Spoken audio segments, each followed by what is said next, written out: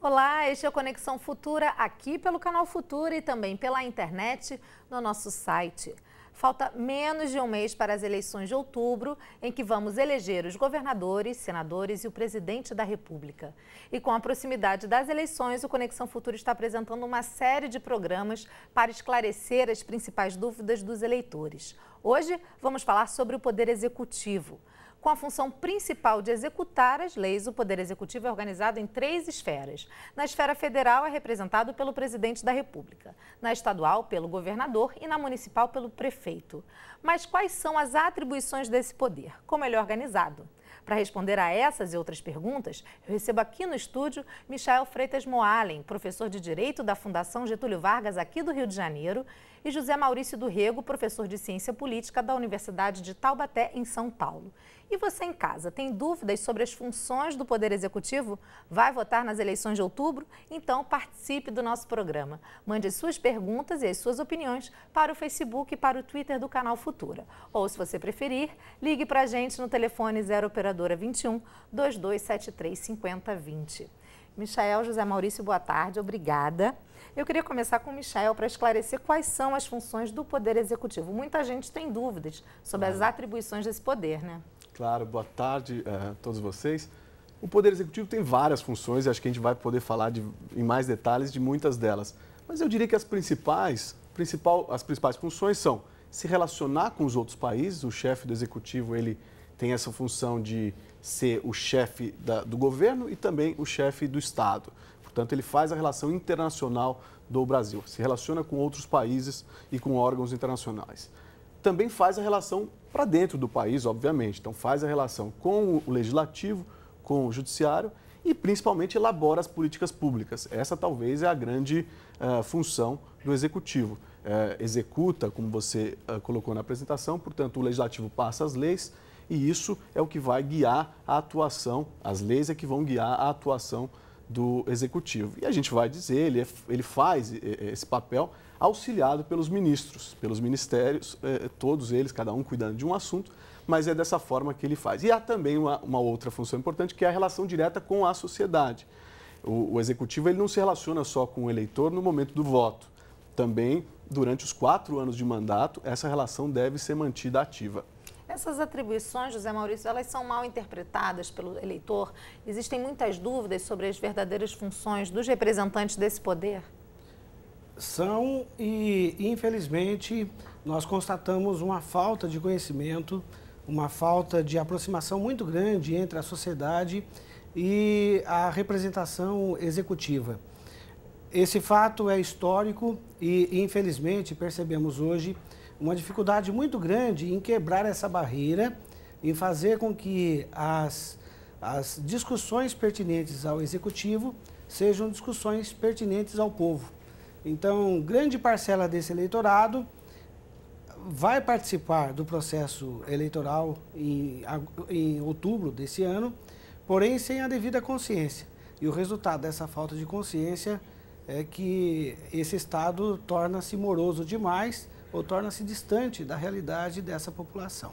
Isso que você colocou é importante, né? Porque muitas vezes se vota num representante de um partido para a presidência da República, mas já para o governo do seu estado você vota no representante de um outro partido. Esse conhecimento também das alianças políticas, né? E a qual partido cada político pertence é importante para o eleitor também, né? Porque isso vai interferir de forma direta na execução dos projetos, né? No trabalho desse representante do Poder Executivo, não? Sem dúvida.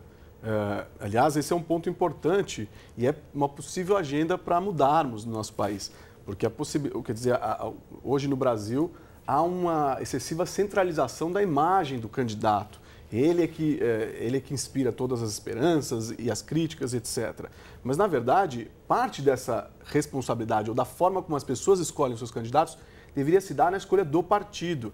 Então, porque o partido é mais fácil observar quais são, ao longo dos anos, qual é a atuação daquele partido, qual é a pauta, a agenda, as questões que são sempre trazidas por um partido político. Os candidatos, eles mudam, e assim deve ser numa democracia. Mas como eles mudam sempre, infelizmente, se perde um pouco de uma candidatura para outra, mesmo de um mesmo partido, quais são as pautas principais.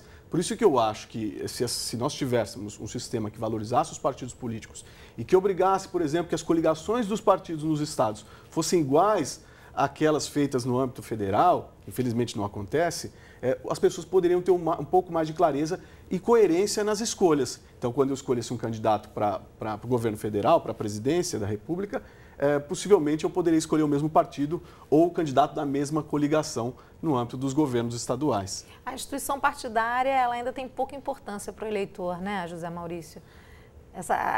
Ele se preocupa mais com o perfil pessoal, às vezes, do candidato, né, do que com essa instituição, como o Michel colocou. Então, esse é um problema muito sério, porque o brasileiro em si vota pela afetividade, vota pela emotividade.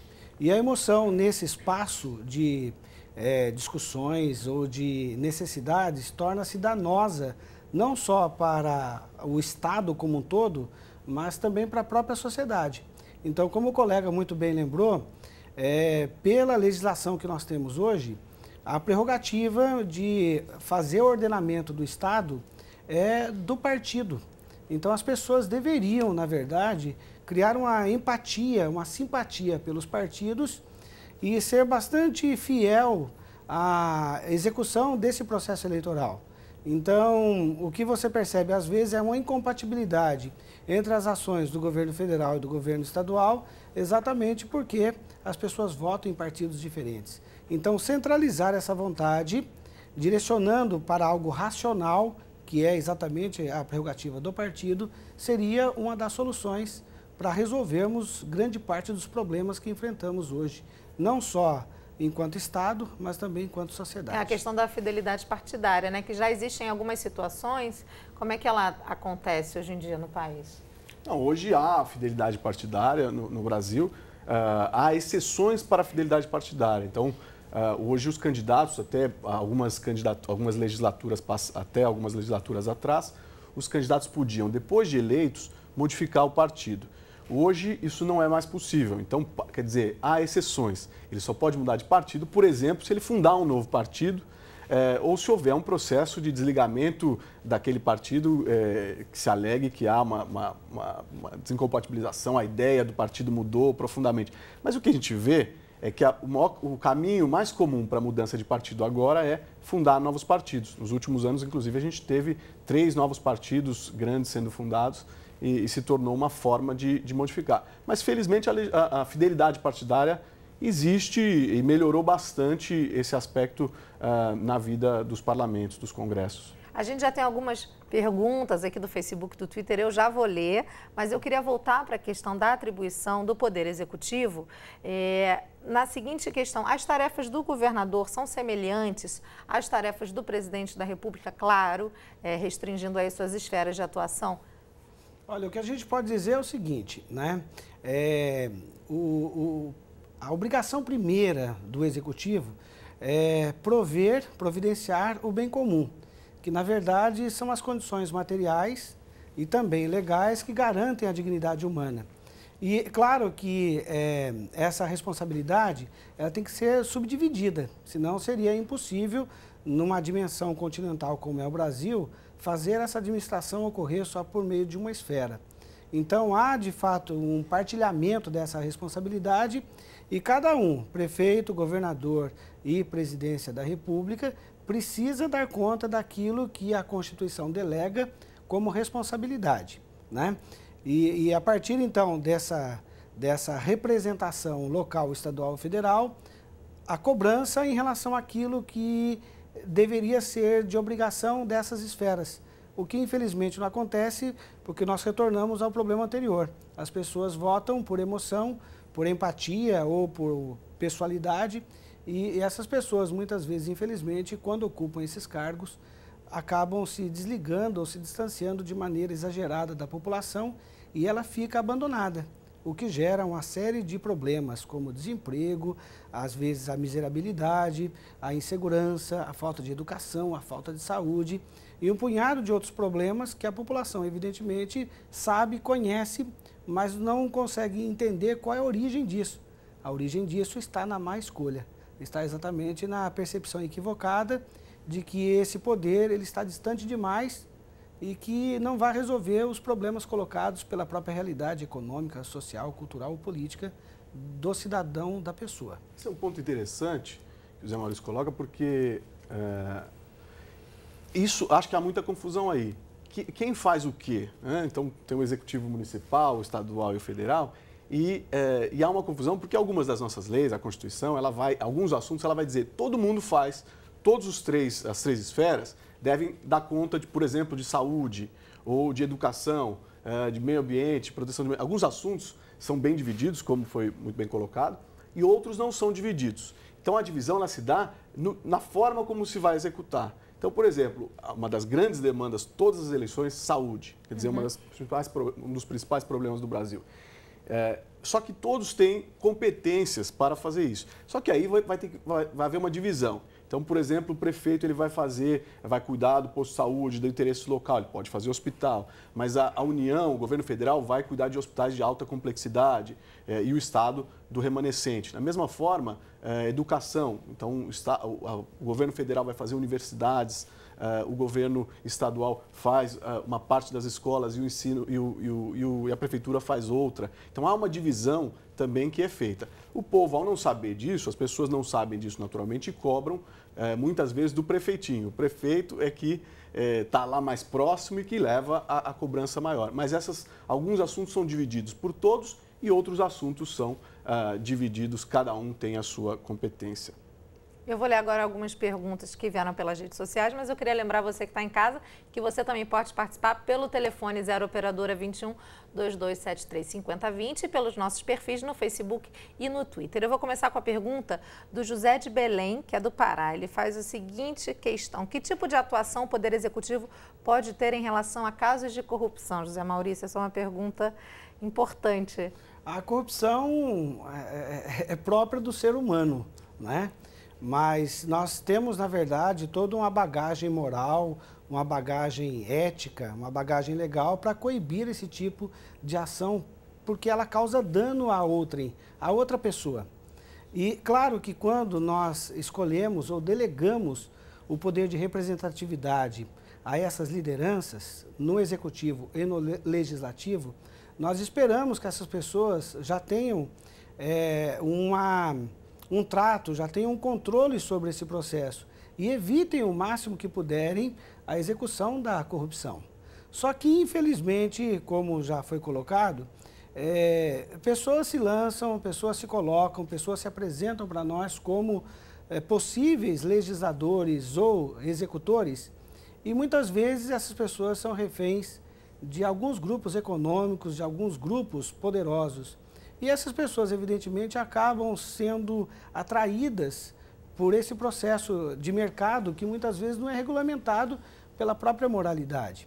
Então, o resultado é uma coisa horrível que, infelizmente, permeia não só o Poder Executivo Municipal, mas também a escala estadual e federal. Basta você observar hoje nas mídias que todos são referência para nós, com raríssimas exceções, de aproximação de atos corruptíveis e corruptores. Então, isso é danoso para todos, porque na medida em que você tem um executivo que seja próximo ou que cria uma identidade com a corrupção, ela vai chegar a todo e qualquer cidadão, pela falta desse bem comum, pela falta desse serviço que o Estado deveria prestar, até porque é um dever constitucional dele. Mas próprios representantes do Poder Executivo podem combater, né, ou podem atuar em relação a casos de corrupção? Sem dúvida. Eu sou muito otimista com relação a isso. Claro que é um problema seríssimo e é uma chaga do nosso país, mas eu sou muito otimista. Eu acho que há uma mudança grande em curso. O Executivo tem órgãos para fazer isso.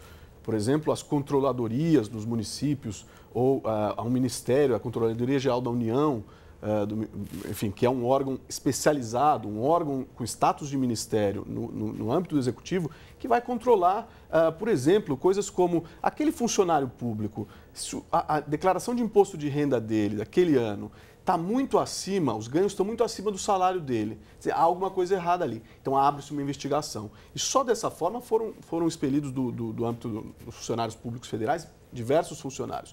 A Prefeitura de São Paulo fez o mesmo recentemente, criando uma controladoria forte, etc.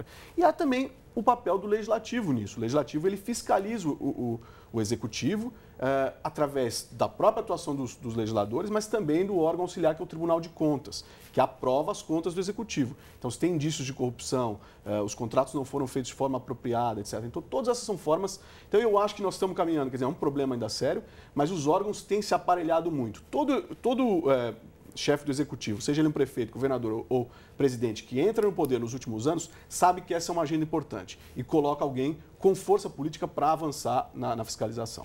Tem uma outra pergunta do Reginaldo Araújo, que via Facebook, ele pergunta o seguinte: como e onde eu posso fiscalizar o trabalho do governador? E eu vou ampliar essa pergunta para o caso também do presidente da República. O cidadão que quer fiscalizar o trabalho do governador do seu estado e do presidente, que fontes e que instrumentos ele tem para isso?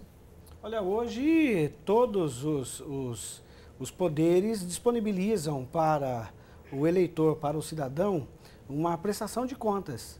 Então, é só quem fez a pergunta buscar na internet qual é, de fato, o site ou o espaço disponibilizado para isso, e ele vai ter, com certeza, um acesso interessante para que essa discussão possa acontecer. Entendeu? Só que, voltando um pouquinho àquela questão anterior, conversada pelo colega, hoje nós temos um problema muito sério em relação ao legislativo. Então, muitos dos procedimentos do executivo deveriam ser, na verdade, determinados, homologados, credenciados pelo próprio legislativo. E hoje, infelizmente, o legislativo é um puxadinho do executivo. Então, é muito comum você perceber ali uma mistura entre os dois poderes, o que implica, muitas vezes, numa morosidade em relação a passos que deveriam ser dados pela sociedade no processo civilizatório, mas não são, até por causa desses arranjos políticos que são feitos. E, de outro lado, infelizmente, também uma certa vagarosidade por parte do judiciário. Nós temos problemas a nível de Brasil que correspondem às eleições municipais de 2, 3 anos atrás e até hoje não foram resolvidos. Então, você tem, na verdade, ali uma mistura de 3 poderes que não dialogam, que não conversam entre si, e o resultado é esse descalabro que a gente vê. Claro que eu vejo também como otimismo, até pela área de atuação, eu tenho que ser otimista, porque eu ensino, eu educo jovens universitários para mudarem o mundo. E nós esperamos que mudem. Mas, se você observar, nós temos muita falha quanto à percepção da ação política. Porque se ela não é bem pensada, se ela não é refletida, o resultado dela é um dano irreparável ao tecido social. Agora, então, de que forma o Poder Executivo deveria trabalhar alinhado e aí de forma correta, e satisfatória com os outros poderes? Olha, o Poder Executivo tem que haver uma relação de independência, e eu concordo, esse é um problema de fato. Às vezes não há essa relação de independência entre Executivo e Legislativo e Judiciário. A gente sabe que esses são os 3 poderes da esfera, de qualquer uma das esferas. O município não tem um judiciário, mas no âmbito estadual tem esses 3 poderes, no âmbito federal também. E é importante que eles atuem, cada um fiscalizando um ao outro. Então, esse problema que o colega coloca é, de fato, muito problemático. Quando o legislativo ele tem uma base muito grande, ou seja, a maioria dos deputados ou dos prefeitos ou dos deputados e senadores lá no âmbito da União, se eles votam para o presidente, se é uma maioria muito grande, o poder de fiscalização fica afetado, ele fica diminuído.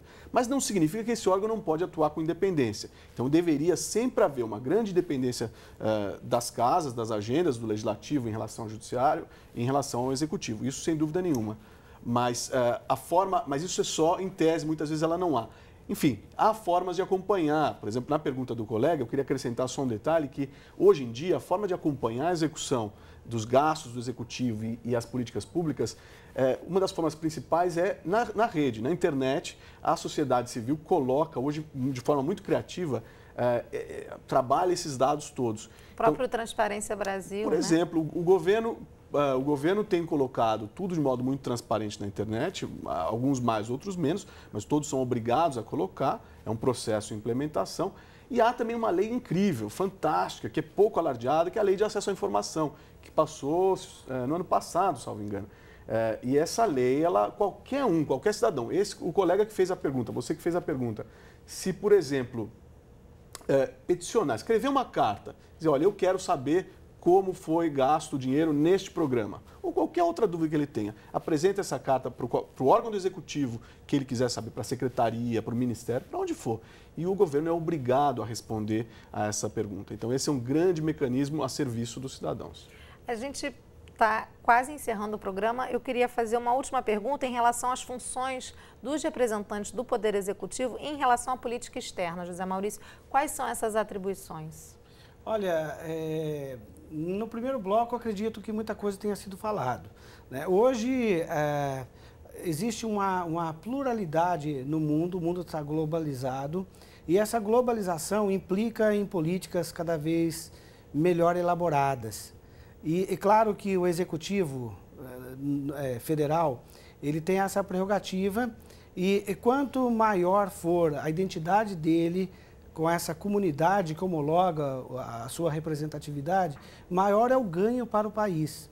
Então, é impossível você imaginar hoje um executivo que esteja preocupado somente com o seu quintal, somente com o seu espaço. Ele traria um dano irreparável à nação.